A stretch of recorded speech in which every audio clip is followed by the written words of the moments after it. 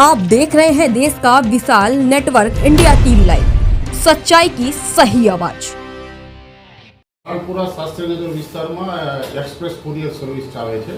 ये दुकान नंबर 71 में एक ब्रांच मैनेजर तरीके रविभाई तेजाभाई झाला जे नौकरी करे छे फरियादी, एमनी एक्सप्रेस कुरियर सर्विस की अंदर 3 सुपरवाइजर छे, रजत सिंह तथा महेशभाई धवलभाई प्रजापति।